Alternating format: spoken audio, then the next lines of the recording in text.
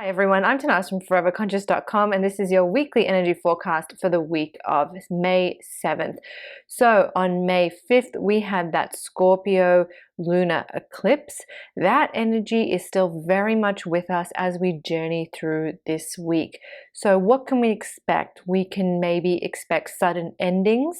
We can expect things from the past creeping back up. We may also experience a sense of closure around something in our lives. That is very much the eclipse in operation. On a more subtle level, the energy of that eclipse can heighten our sensitivity, so we can feel a little more emotional. This is a full moon eclipse, so if you're sensitive to full moons, you may just be feeling that extra strongly. Maybe you're a little more tired than usual, a little more irritable than usual. Maybe your sleep is interrupted. Vivid dreams can also be a product of a full moon, and then they can be heightened when we have an eclipse. So these are some of the things that we can expect to feel as we journey through this eclipse energy. But as we move closer and closer to the new lunar cycle, these energies are going to fade and fade more and more into the background. We are done with the eclipses until October, so we're getting a breather, and the eclipse energies, while they're still there, they're fading, they're lingering, they're moving slowly further and further away. So we're still in the brunt of the eclipse energies. This week, the Sun and Uranus come together. They align in what's called a conjunction. So this can create a little bit of volatile energy. It can also heighten any of the eclipse energies that have come up for you. So if you've been dealing with those sudden endings, painful past memories, or things of points of closure that have come up, it can exacerbate it. It can kind of heighten it a little bit. It's a little bit of a charged, volatile energy. Just keep in mind that whatever this eclipse is bringing, and however it's affected by this Uranus-Sun conjunction, keep in mind the end goal, if you will, and that is stepping into a greater freedom. This eclipse was helping us to step into a greater freedom. So if something has come to an end, if you've reached a point of closure, if some painful memories have come up, if you're dealing with the past, if you're just feeling a little extra irritable and cranky, all of that is helping push and drive you towards a greater freedom. Maybe it's hard to realize that, but whatever endings have come about, maybe it was an obstacle in your path blocking you from, feeling that greater freedom.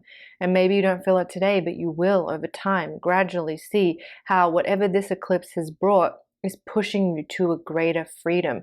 Maybe you're already feeling that. Maybe through both of these eclipses that we had, even the one back in April, you're feeling like something has opened for you, something has shifted, and you're feeling that sense of freedom, or some opening has happened for you. That is the work of these eclipses. Everything else is just the noise in between.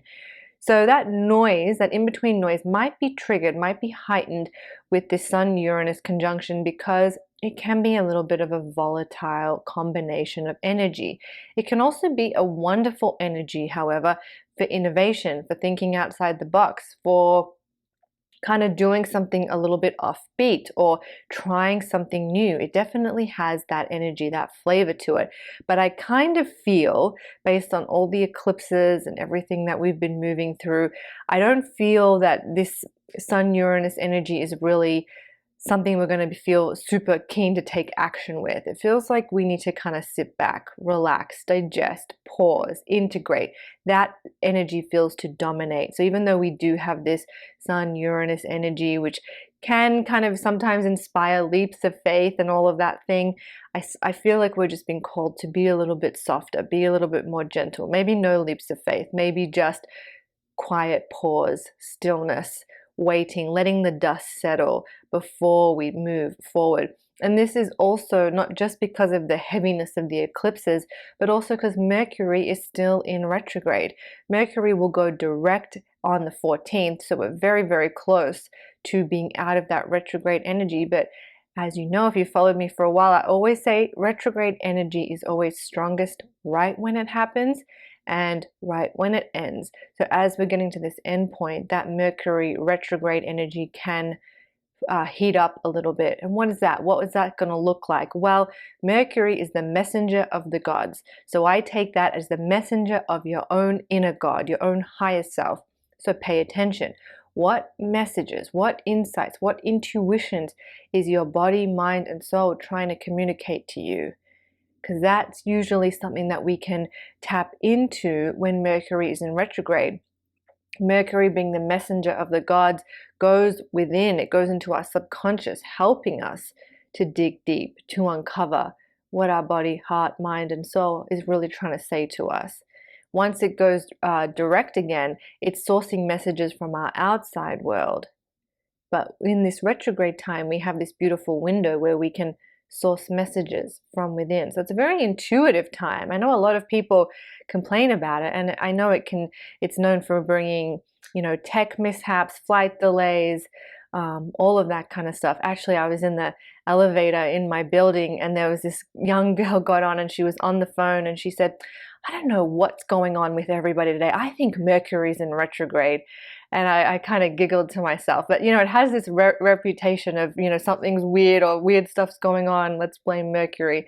And I get it. I know it does sort of have that reputation. But really, if we think about it on, the deeper levels, it is a wonderful time to tap into our intuition, to listen to our inner world. Yeah. Anyway, so Mercury retrograde ending on the 14th. Make use of that energy. Learn to love Mercury retrograde. Okay, that is the energy for the week ahead. We're still working with those eclipses. We've got a little bit of this volatility coming in with the Sun and Uranus coming together. It's a short-lived energy, so by the end of the week, you'll be done with it. And then Mercury is going to station direct. And then next week on the 16th, Jupiter moves into Taurus. This is a big, big cosmic alignment, one of the biggest this year. So before Jupiter gets into Taurus, you're going to want to make the most of Jupiter in Aries energy because it's finishing, it's wrapping up. How can you do that? Check out my article. I'll drop a link in the description box below. You can read your little horoscope snippet and all about what Jupiter in Aries is all about so you can make the most of it while it's there. Then Jupiter's going to head into Taurus, and that'll set us up on a new cycle for the next 12 months. And if you want to know about that, I have that ready for you too, and a very, very detailed horoscope, which you can download as an extra to the article. I'll also pop a link in the description box below for that. So check that out. That's on the horizon. That's coming up next week. All right. I hope you are all doing really, really well. I know the eclipse energies have been a little strong. They're over now. We're on the other side of them. Hopefully you're able to tap in and connect with that freedom that follows. I'm Tanaaz from foreverconscious.com. Thank you so much.